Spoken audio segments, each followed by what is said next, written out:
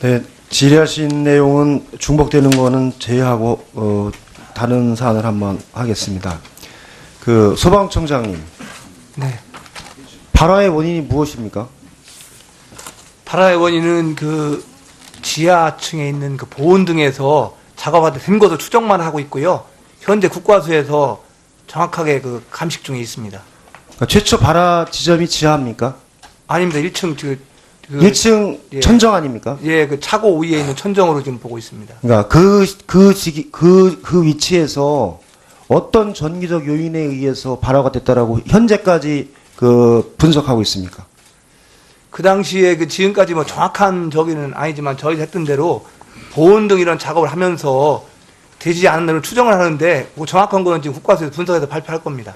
그러니까 그 자리 그 1층 거기에서 보온 등을 왜 사용을 했죠?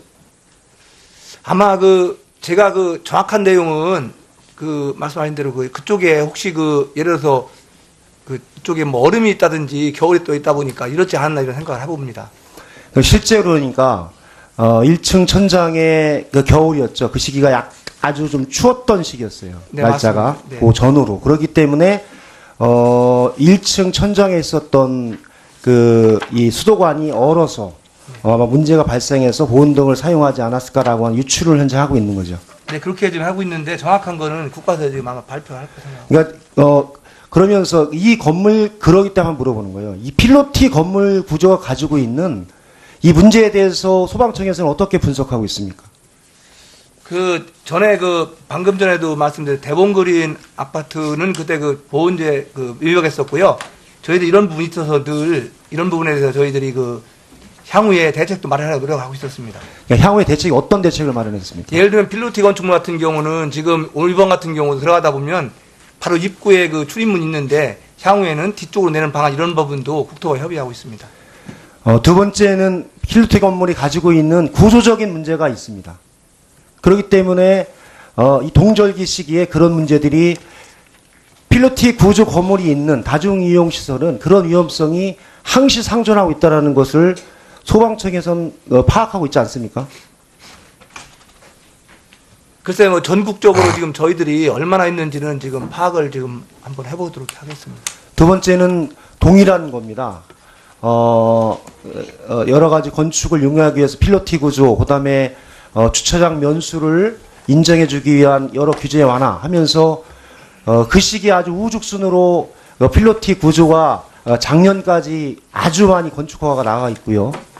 두 번째는 외벽의 드라이비트 구조에 의해서 그게 방염 처리되지 않은 외장재로 인해서 실제로 화재를 더 키웠던 요인이 되지 않았습니까? 네, 맞습니다. 다중이용 시설 속에 현재 제천 지역 현장 조사를 아마 하셨을 것 같은데 제천 지역에는 그럼 이렇게 드라이비트 구조로 돼 있는 다중이용 시설이 이 화재 현장 말고 다른 곳에도 상존하고 있지 않습니까? 그 부분은 좀 파악을 못했는데 한번. 그렇죠. 왜냐하면 저희들이 의정부 화재 사건에서도 동일한 형태로 저희들이 드라이비트 구조가 가지고 있는 문제를 제기해서 그 시기 그 이후로 법적 방염 처리를 의무화했는데 실제로 2011년 이전에 허가됐던 건물들은 사실 이 구조로부터 무방비 상태입니다. 그럼 이 문제에 관해서 소방청은 소방 안전에 대한 대책을 이제 가지고 있나요? 저희들이 지금 의원님 말씀하신 법령이 15년 이후에 6층 이상으로 되어 있었고요. 소급해서 안 되기 때문에 향후에 저희들이 한번 그런 방안도 지금 추진하려고 하고 있습니다. 세 번째는 불법 주차 문제인데요. 저는 그렇게 생각을 해요. 불법 주차에 대해서 20만 원, 100만 원으로 범칙금을 올리고 하더라도 구조적으로 제가 보기에는 우리나라 오래된 도시에 있는 주차장과 차량이라고 하는 구조가 있어요. 불법 주차가 상시적으로 상존한다라고 하는 가정하에 어떻게 A의 대응, 싹 정리된 상태에서 소방차가 진입할 때의 대응 방안과 불법 주차가 되어 있을 시에 대응할 수 있는 방안, 이안, 그 관련한 매뉴얼이 없나요? 저희들이 평상시에 이렇게 혼잡 지역이라든지 주차장 같은 경우는 출동로 확보 훈련도 하고 홍보도 하는데 앞으로 향후에 이런 경우 불법 주차라든지 주정차라는 경우에 적극적인 그 파괴라든지 이런 부분에서 소방활동에 진행하도록 노력을 하겠습니다. 저는 파괴를 통해서 한다고 하더라도 진입하는 시간이 발화로부터 골든타임 이내에 들어갈 수 있는 그런 조건이 과연 가능할까? 과연 가능할까라고 한번 저는 한번 시뮬레이션을 해본다든지 한번 해봤으면 좋겠습니다. 네, 이게 알겠습니다. 사후 약방문으로 그런 제도를 도입해서 사전 예방은 되겠지만 그런 현장이 있었을 때 다 파괴하고 들어간다고 하더라도 발화 시점과 골든타임 시간까지 유출해 보면 한번 잘 시뮬레이션 해보시고 그 대책을 내놓아야 될 것 같아요. 네네, 알겠습니다. 저도 현장에 가봤습니다. 가봤는데 가장 중요한 것은 물론 여러 가지 인력의 문제도 있었지만 현장 지휘관의 판단이 저는 정확하지 않았다라고 봐요. 비상계단이 3층에서 내려오는 비상계단에 내려와서 2층 통해서 1층으로 내려오는 것을 봤는데 그 지점은 화재가 강화돼서 있던 지역이 아니었어요. 맞죠, 소방청장님? 네, 그 당시에 그 비상계단의 라인은 화재를 통해서 확장이 되지 않은 시기였어요. 그래서 현장에 다 진화가 끝난 다음에 하루 뒤에 저희 현장에 가봤을 때도 그 비상계단 지점은 다른 지역에 비해서 화재 피해가 적었던 지역입니다. 맞죠? 지금 그 외대 영상을 이렇게 지금 나타나고 있습니다. 외형상이 아니라 객관적인 사실 확인 안 했습니까? 근데 저희들이 그 CCTV 같은 거 보면 그 비상구 쪽에서도 연기가 많이 나오는 아까 영상도 있었습니다. 그러니까요. 그러면은 저는 그래서 현장 팀장이 가시고 12분에 서장이 가셨으면 그런 판단을 가장 강력히 하고 눈에 보이는 요 구조도 있었지만 전화로서 119에 전화 왔던 사람들의 그 신청도 요 구조자의 신호라고 봐야 되는 거 아니에요? 눈에 보이는 것만 요 구조. 총장님 한번 답변을 보내주세요. 그래서 아까 의원님 말씀하신 대로요. 현재 저희들이 이제 이런 상태에서 결과를 봤을 때는 상황 관리나 상황 판단이라든지 이런 부분에 있어서 아쉬운 부분이 많다고 이렇게 판단되지만 실제로 그 당시의 상황에서는 여러 가지 급박한 상황이라든지 또는 다양한 정보를 기반으로 해서 지휘관의 판단했던 부분에 대해서는 한번 우리가 신중하게 접근할 필요가 있다고 저는 생각을 합니다. 구체적으로 이 판단 부분들을 분석해 보시고요. 그렇지 않으면은 현장에 있는 소방서장 또 선착대 이 현장 지휘관들의 판단이 정확하지 않으면 그 골든타임 자체를 가지고 저희 논하기가 어려울 것 같아요. 상황 자체. 다좀 그 전체적인 과정을 다시 한번 세밀하게 분석해보고 반성하고 대책을 세우실 것 부탁드립니다. 네, 의원님 말씀만 이렇게 하도록 하겠습니다.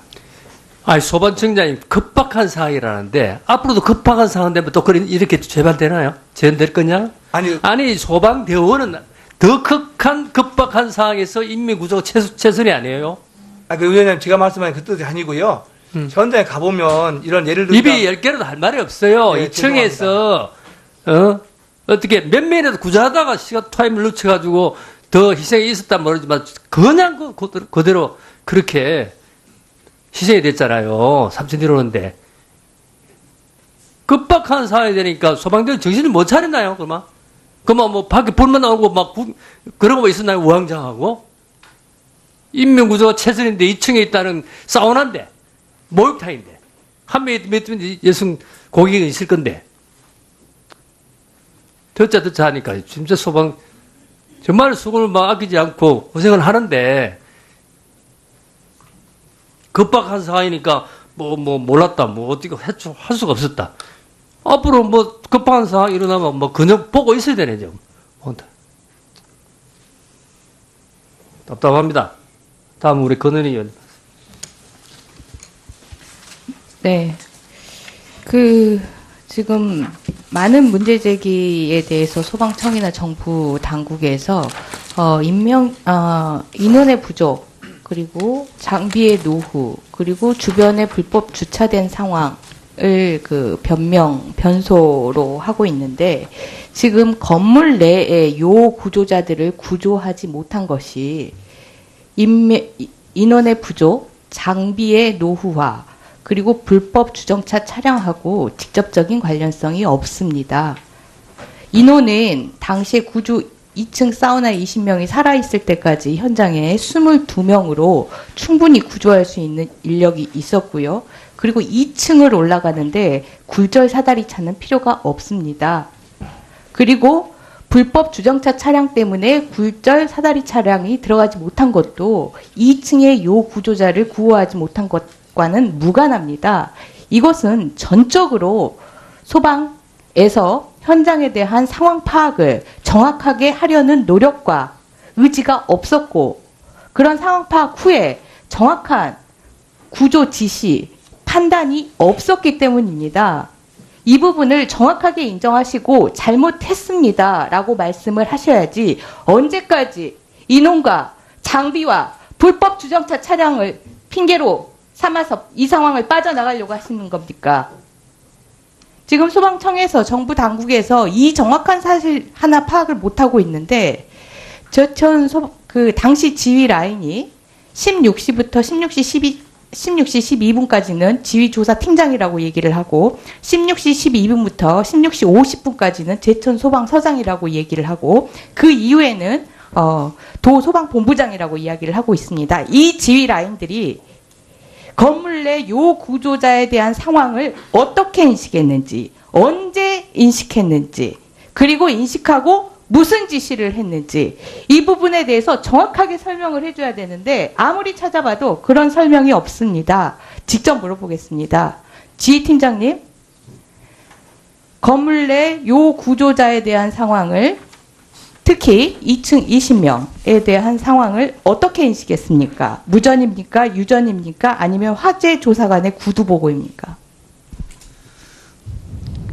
제가 출동할 당시에 이미 저는 그 시설이 스포츠 시설인 걸 알았기 때문에 정확하게 예. 건물 내 2층에 예. 요 구조자가 있다는 사실, 6층과 7층과 8층에 요 구조자가 있다는 사실을 어떻게 인식했습니까?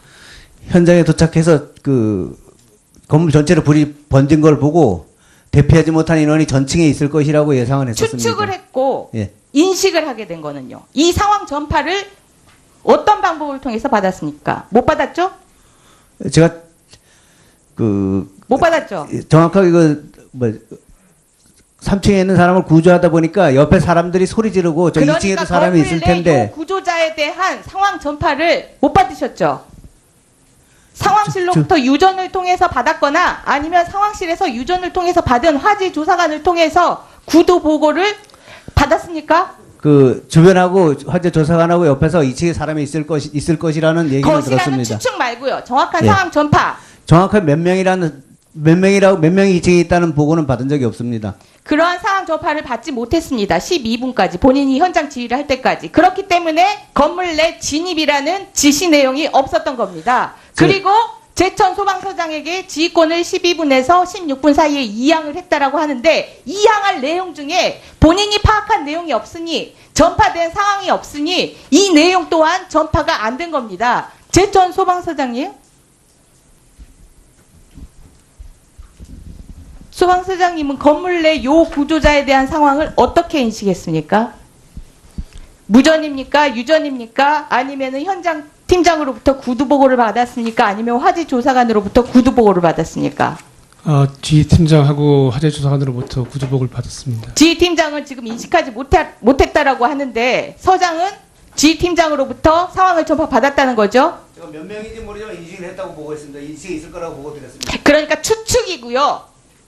주변 사람들 건물 내 요 구조자에 대한 상황입니다. 이 상황에 대한 정확한 보고를 할 수가 없었던 상황 아닙니까? 조사팀장은 본인이 추측하는 거 말고, 다중시설이니까 안에 사람이 있을 것이다라는 추측 말고 119 상황실로 들어오는 건물 내 요 구조자들의 신고 내용, 여기에 사람이 있다, 살려달라, 그리고 여기에는 불꽃이 번지지 않고 있다라는 상황에 대한 보고를 받지 못한 거 아닙니까? 화재 조사관이 저에게 사람이 있을 것 같다고 얘기를 했습니다. 추측을 얘기한 거죠. 아니, 상황실에서 사람이 있다고 몇 명이라고 보고를 안 하고 사람이 있다고 얘기했습니다. 사람이 있다라는 것이 상황 전파 내용의 전부입니까? 대답이 어떻게 그러면 소방서장님이 받은 건물 내 요 구조자에 대한 상황 전파 내용은 어땠습니까? 정확하게 어땠습니까? 건물 내 사람이 있다. 몇 층인지는 얘기 안 하고 몇 명인지는 얘기 안 하고 건물 내에 불꽃이 어떻게 번지고 있는지는 얘기 안 하고 그냥 건물 내에 사람이 있는 것 같다 이거였습니까? 건물에 사람이 많이 있다 이런 내용을 들었어요. 그게 다였습니까? 상황 전파에? 그리고 제가 그게 그러니까 화재 조사관으로부터 받은 거고 상황실에서 119 상황실에서 직접 서장에게 전화 온 건 없었습니까? 없었습니다. 네. 소방본부장님. 예, 소방본부장입니다. 안의 상황을 가장 정확하게 전파돼야 할 상황실에서 지금 소방서장에게 직접 전파하지도 않고 전파한 내용도 안에 불꽃 상황이 있는지 없는지 몇 명인지 몇 층에 있는지 이런 부분도 정확하게 파악하지 못하고 전파해주지 못했는데 119 상황실이 지금 무엇을 하고 있는 겁니까? 당시 상황실 기능이 좀 더 강화됐으면 제 역할을 했으면 하는 아쉬움은 있습니다. 상황실에서 전혀 역할을 하지 못한 거 아닙니까? 정확하게 건물 내 상황을 전달을 해줘서 현장에서 필요한 조치를 해야 되는 거 아닙니까? 상황실장 출장 보내놓고 지금 상황실을 그렇게 비워놔도 됩니까? 그거는 1년에 계획된 걸로 해가지고 출장 같은 사항입니다. 상황실장을 출장을 보내는 경우가 어디에 있습니까? 상황실장은 위급한 상황에 이렇게 정확하게 상황을 파악하고 전파해야 될 가장 중요한 컨트롤 타워의 역할인데 그런 상황실장을 부서를 만들어 놓고 무슨 구조 분란을 한다는 겁니까? 상황실장은 1근이고 1, 2, 3 팀장이 상주하는 이 상황팀장이 있습니다. 당시 상황팀장이 상황실장이 가장 중요한 역할을 하기 때문에 상황실장 아닙니까? 실장이 각 팀장을 지휘를 하고요. 지금 지휘 역할이 전혀 이루어지지 않았음이 확인이 되고 있는데 그 부분에 대한 보고받았습니다. 네, 앉으시고요. 마지막으로 하나만 더 끝나겠습니다. 제천 소방서장님 16시 12분에 현장에 도착하셨다고 하셨죠? 예. 그날 현장에 무선이 고장이 나서 모든 보전이 지금 되지 않은 걸로 확인이 되고 있습니다. 그렇게 보고서를 작성을 하신 거 맞죠? 무전이 고장난 게 아니고 무전 시설이 노후됐기 때문에 어떨 때는 연결이 되고 어떨 때는 연결이 안 되고 한 그런 상황이 있었습니다. 그날은 무전이 연결이 안 되는 상황으로 확인이 되고 있습니다. 그렇죠? 네, 그렇습니다. 그런데 제천 소방서장님은 16시 35분경에 유일하게 무전이 되신 분입니다. 알고 계시죠? 네, 통화가 됐습니다. 그때 무전이 되지 않은 이유가 기지국 불량 때문인데 지금 제천 소방서장이 무전이 된 이유에 대해서는 설명이 안 되고 있습니다. 유일하게 설명이 가능하다면 불량한 기지국이 아니라 작동된 기지국 내에 제천 소방서장님이 계셨기 때문이 아닌가라고 생각이 되는데요. 이 부분에 대해서 어떻게 생각하고 있습니까? 그 상황실하고 현장에 있는 저하고 무전 통화는 한 번 있었지만은 그 자, 외에 무전 통화들은 나중에 여러 번 또 보충 상황을 하고 질의하시고 있었습니다. 순서대로. 진수미 의원님.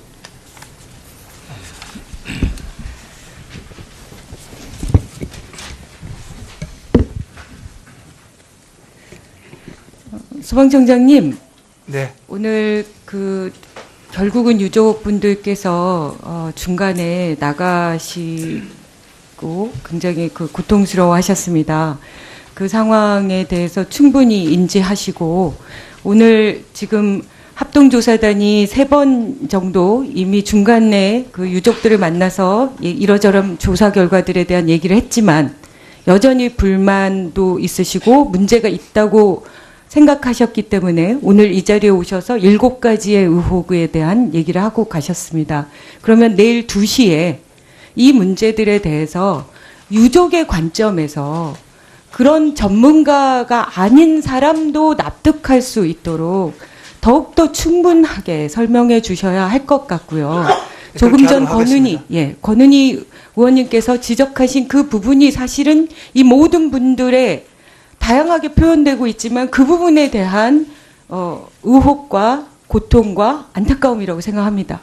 적어도 그때 갈 때 그 현장의 목욕탕과 이 현장들의 실상을 정확하게 파악하고 그 안에 통상의 그 시간에 몇 분이나 있었을지 이런 부분들도 파악하고 갔다면 그 자리에서 그 LG 가스통의 위험과 그 2층에 가서 사람들을 구하는 판단을 조금 더 명확하게 하고 오늘 이 자리에서 훨씬 더 많은 분들께 설득할 수 있었을 거다. 저는 그렇게 생각합니다. 그래서 그 부분에 대해서 반드시 내일 더 그 상황들을 지켜보고 우리 더불어민주당 쪽에서도 지속적으로 그 문제에 대한 관심을 갖고 조치를 챙겨보겠습니다. 네, 알겠습니다. 네.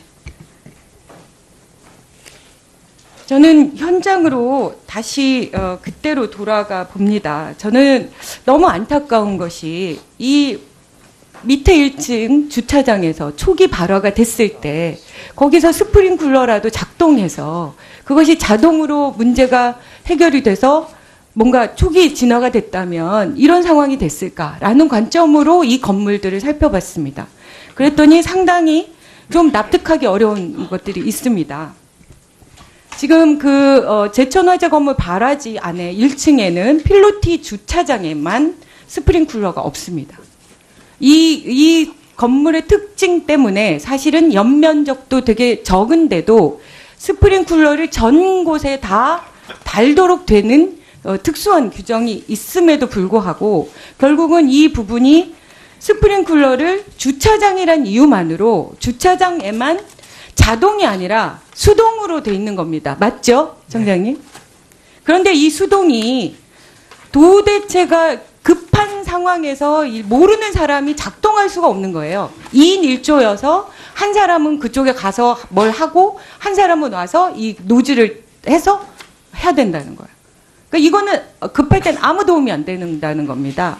이렇게 왜 예외를 적용했어야 하는지 소방법에 저는 사각지대다 이렇게 생각합니다.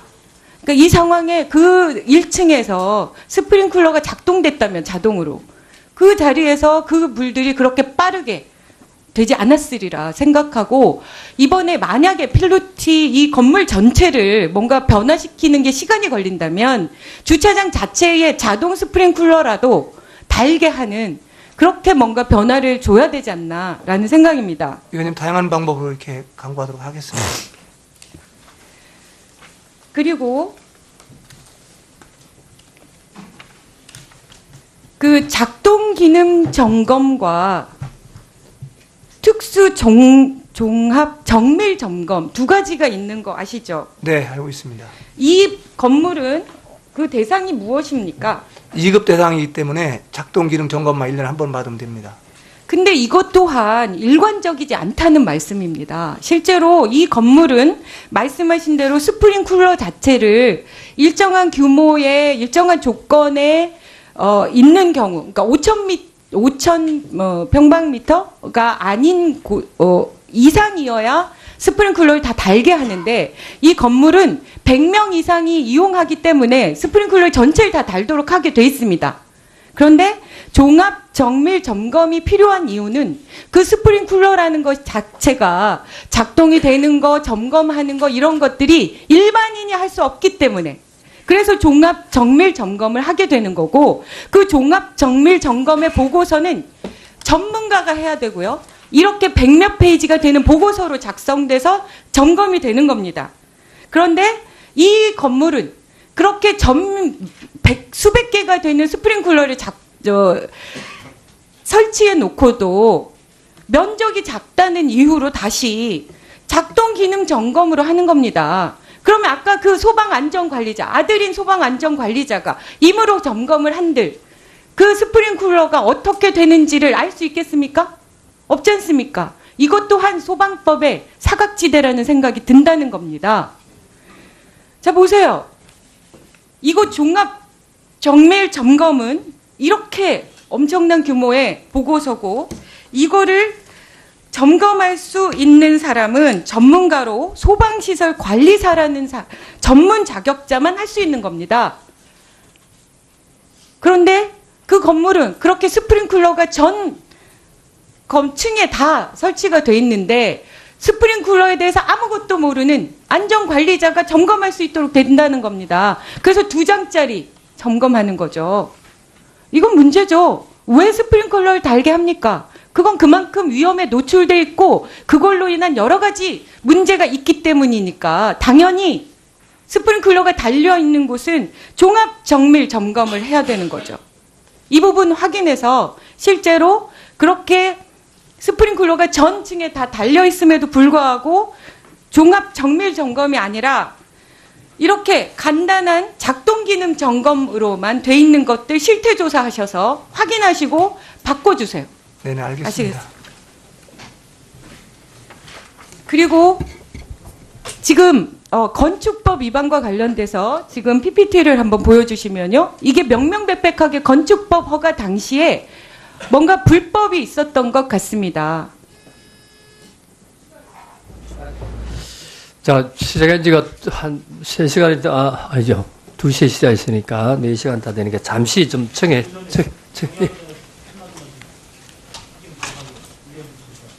윤준이. 황영철 의원입니다. 저는 오늘 소방에서 현장에 대한 상황 파악을 정확하게 하려는 노력과 의지가 없었고 그런 상황 파악 후에 정확한 구조 지시, 판단이 없었기 때문입니다. 이 부분을 정확하게 인정하시고 잘못했습니다라고 말씀을 하셔야지 언제까지 인원과 장비와 불법 주정차 차량을 핑계로 삼아서 이 상황을 빠져나가려고 하시는 겁니까? 지금 소방청에서 정부 당국에서 이 정확한 사실 하나 파악을 못하고 있는데 그 당시 지휘 라인이 16시부터 16시 12분까지는 지휘조사 팀장이라고 얘기를 하고 16시 12분부터 16시 50분까지는 제천 소방서장이라고 얘기를 하고 그 이후에는 도 소방본부장이라고 이야기를 하고 있습니다. 이 지휘 라인들이 건물 내 요 구조자에 대한 상황을 어떻게 인식했는지, 언제 인식했는지, 그리고 인식하고 무슨 지시를 했는지 이 부분에 대해서 정확하게 설명을 해줘야 되는데 아무리 찾아봐도 그런 설명이 없습니다. 직접 물어보겠습니다. 지휘팀장님, 건물 내 요 구조자에 대한 상황을 특히 2층 20명에 대한 상황을 어떻게 인식했습니까? 무전입니까? 유전입니까? 아니면 화재 조사관의 구두 보고입니까? 제가 출동할 당시에 이미 저는 그 시설이 스포츠 시설인 걸 알았기 때문에 정확하게 예. 건물 내 2층에 예. 요 구조자가 있다는 사실, 6층과 7층과 8층에 요 구조자가 있다는 사실을 어떻게 인식했습니까? 현장에 도착해서 그 건물 전체로 불이 번진 걸 보고 대피하지 못한 인원이 전층에 있을 것이라고 예상은 했었습니다. 추측을 했고 예. 인식을 하게 된 거는요. 이 상황 전파를 어떤 방법을 통해서 받았습니까? 못 받았죠? 제가 못 받았죠? 정확하게 3층에 있는 사람을 구조하다 보니까 옆에 사람들이 소리 지르고 저 2층에도 사람이 있을 텐데 건물 내 구조자에 대한 상황 전파를 못 받으셨죠? 상황실로부터 유전을 통해서 받았거나 아니면 상황실에서 유전을 통해서 받은 화재 조사관을 통해서 구도 보고를 받았습니까? 그 주변하고 화재 조사관하고 옆에서 2층에 사람이 있을 것이라는 얘기를 것이라는 들었습니다. 추측 말고요. 정확한 나라로부터 골든타임 이내에 들어갈 수 있는 그런 조건이 과연 가능할까? 과연 가능할까라고 한번 저는 한번 시뮬레이션을 해본다든지 한번 해봤으면 좋겠습니다. 네, 이게 알겠습니다. 4호 약방문으로 그런 제도를 도입해서 사전 예방은 되겠지만 그런 현장이 있었을 때 다 파괴하고 들어간다고 하더라도 발화 시점과 골든타임 시간까지 유출을 해보면 한번 잘 시뮬레이션 해보시고 그 대책을 내놓아야 될 것 같아요. 네네, 알겠습니다. 저도 현장에 가봤습니다. 가봤는데 가장 중요한 것은 물론 여러 가지 인력의 문제도 있었지만 현장 지휘관의 판단이 저는 정확하지 않았다라고 봐요. 비상계단이 3층에서 내려오는 비상계단에 내려와서 2층 통해서 1층으로 내려오는 것을 봤는데 그 지점은 화재가 강화돼서 있던 지역이 아니었어요. 맞죠, 소방청장님? 네, 그 당시에 그 비상계단의 라인은 화재를 통해서 확장이 되지 않은 시기였어요. 그래서 현장에 다 진화가 끝난 다음에 하루 뒤에 저희 현장에 가봤을 때도 그 비상계단 지점은 다른 지역에 비해서 화재 피해가 적었던 지역입니다. 맞죠? 지금 그 외대 영상을 이렇게 지금 나타나고 있습니다. 외형상이 아니라 객관적인 사실 확인 안 했습니까? 아, 근데 저희들이 그 CCTV 같은 거 보면 그 비상구 쪽에서도 연기가 많이 나오는 아까 영상도 있었습니다. 그러니까요.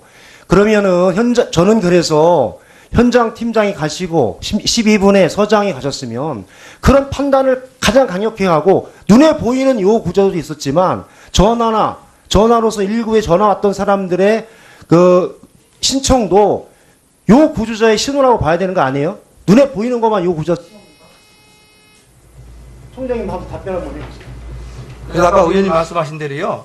현재 저희들이 이제 이런 상태에서 결과적으로 봤을 때는 상황 관리나 상황 판단이라든지 이런 부분에 있어서 아쉬운 부분이 많다고 지금 이렇게 판단되지만 실제로 그 당시의 상황에서는 여러 가지 급박한 상황이라든지 또는 다양한 정보를 기반으로 해서 지휘관의 판단했던 부분에 대해서는 한번 우리가 신중하게 접근할 필요가 있다고 저는 생각을 합니다. 구체적으로 이 판단 부분들을 분석해 보시고요. 그렇지 않으면은 현장에 있는 소방서장 또 선착대 이 현장 지휘관들의 판단. 네, 질의하신 내용은 중복되는 거는 제외하고 다른 사안을 한번 하겠습니다. 그 소방청장님. 네. 발화의 원인이 무엇입니까? 발화의 원인은 그 지하층에 있는 그 보온 등에서 작업하다 된 것을 추정만 하고 있고요. 현재 국과수에서 정확하게 그 감식 중에 있습니다. 그러니까 최초 발화 지점이 지하입니까? 아닙니다. 1층 1층 예. 천정 아닙니까? 예, 그 차고 위에 있는 천정으로 지금 보고 있습니다. 그러니까 그 위치에서 어떤 전기적 요인에 의해서 발화가 됐다라고 현재까지 그 분석하고 있습니까? 그 당시에 그 지금까지 뭐 정확한 저기는 아니지만 저희 했던 대로 보온 등 이런 작업을 하면서 되지 않은 대로 추정을 하는데 뭐 정확한 거는 지금 국과수에서 분석해서 발표할 겁니다. 그러니까 그 자리 그 1층 거기에서 보온 등을 왜 사용을 했죠?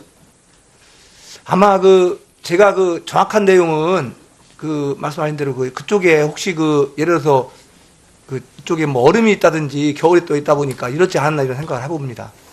실제로 그러니까 1층 천장에 그 겨울이었죠. 그 시기가 아주 좀 추웠던 시기였어요. 네, 날짜가 맞습니다. 네. 그 전후로. 그렇기 때문에 1층 천장에 있었던 이 수도관이 얼어서 아마 문제가 발생해서 보온등을 사용하지 않았을까라고 하는 유추를 현재 하고 있는 거죠. 네, 그렇게 지금 하고 있는데 정확한 거는 국가에서 지금 아마 발표할 거 생각합니다. 그러니까 그러면서 이 건물 그러기 때문에 물어보는 거예요. 이 필로티 건물 구조가 가지고 있는 이 문제에 대해서 소방청에서는 어떻게 분석하고 있습니까?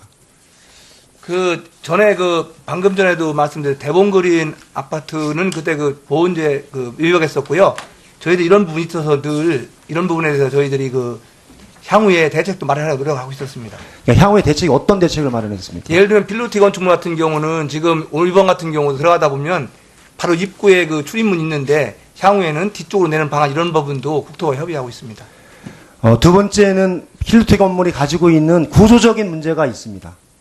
그렇기 때문에 이 동절기 시기에 그런 문제들이 필로티 구조 건물이 있는 다중이용 시설은 그런 위험성이 항시 상존하고 있다는 것을 소방청에서는 파악하고 있지 않습니까?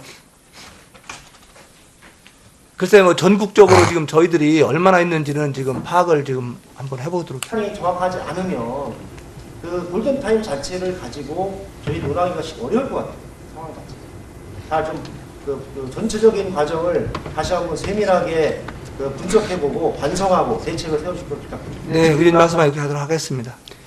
아니, 소방청장님, 급박한 상황이라는데, 앞으로도 급박한 상황 되면 또 이렇게 재발되나요? 재현될 거냐? 아니, 소방대원은 더 급박한 상황에서 인명구조가 최선이 아니에요? 의원님, 제가 말씀하신 그 뜻이 아니고요. 현장에 가보면 이런 예를 들면. 입이 10개라도 할 말이 없어요. 네, 2층에서, 어떻게 몇 명이라도 구조하다가 시간 타임을 늦춰가지고 더 희생이 있었단 모르지만, 그냥 그대로 그렇게 희생이 됐잖아요. 3천 이러는데. 급박한 상황이 되니까 소방대원 정신을 못 차렸나요, 그러면? 그러면 밖에 불만 나오고 그런 거 있었나요, 우왕좌왕하고?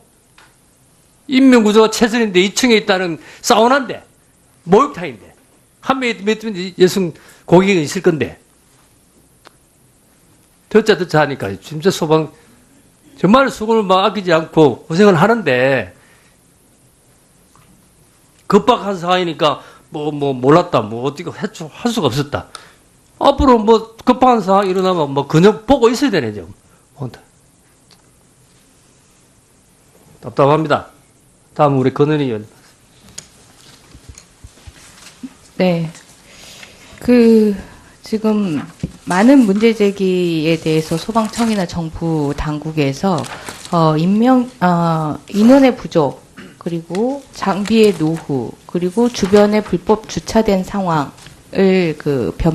변소로 하고 있는데, 지금 건물 내에 요 구조자들을 구조하지 못한 것이 인원의 부족, 장비의 노후화, 그리고 불법 주정차 차량하고 직접적인 관련성이 없습니다.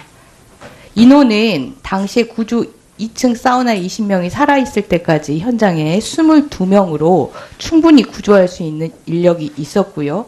그리고 2층을 올라가는데 굴절 사다리 찾는 필요가 없습니다. 그리고 불법 주정차 차량 때문에 굴절 사다리 차량이 들어가지 못한 것도 2층의 요 구조자를 구호하지 못한 것과는 무관합니다. 이것은 전적으로 하겠습니다. 두 번째는 동일한 겁니다. 여러 가지 건축을 용이하기 위해서 필로티 구조, 그다음에 주차장 면수를 인정해주기 위한 여러 규제 완화하면서 그 시기에 아주 우죽순으로 필로티 구조가 작년까지 아주 많이 건축 허가가 나가 있고요. 두 번째는 외벽의 드라이비트 구조에 의해서 그게 방염 처리되지 않은 외장재로 인해서 실제로 화재를 더 키웠던 요인이 되지 않았습니까? 네, 맞습니다. 다중이용시설 속에 현재 제천 지역 현장 조사를 아마 하셨을 것 같은데, 제천 지역에는 그럼 이렇게 드라이비트 구조로 돼 있는 다중이용시설이 이 화재 현장 말고 다른 곳에도 상존하고 있지 않습니까? 그 부분은 좀 파악을 못했는데 한번. 그렇죠. 왜냐하면 저희들이 의정부 화재 사건에서도 동일한 형태로 저희들이 드라이비트 구조가 가지고 있는 문제를 제기해서 그 시기 그 이후로 법적 방염 처리를 의무화했는데, 실제로 2011년 이전에 허가됐던 건물들은 사실 이 구조로부터 무방비 상태입니다. 그럼 이 문제에 관해서 소방청은 소방 안전에 대한 대책을 이제 가지고 있나요? 저희들이 지금 의원님 말씀하신 법령이 15년 이후에 6층 이상으로 되어 있었고요. 소급해도 안 되기 때문에 향후에 저희들이 한번 그런 방안도 좀 추진하려고 하고 있습니다. 세 번째는 불법 주차 문제인데요. 저는 그렇게 생각을 해요. 불법 주차에 대해서 20만 원, 100만 원으로 범칙금을 올리고 하더라도 구조적으로 제가 보기에는 우리나라 오래된 도시에 있는 주차장과 차량이라고 하는 구조가 있어요. 불법 주차가 상시적으로 상존한다라고 하는 가정하에 어떻게 A의 대응, 싹 정리된 상태에서 소방차가 진입할 때의 대응 방안과 불법 주차가 돼 있을 시에 대응할 수 있는 방안, 이안, 그 관련한 매뉴얼이 없나요? 저희들이 평상시에 이렇게 혼잡 지역이라든지 주차장 같은 경우는 출동로 확보 훈련도 하고 홍보도 하는데, 앞으로 향후에 이런 경우 불법 주차라든지 주정차하는 경우에 적극적인 파괴라든지 이런 부분에서 소방활동에 진행하도록 노력을 하겠습니다. 저는 파괴를 통해서 한다고 하더라도 진입하는 시간이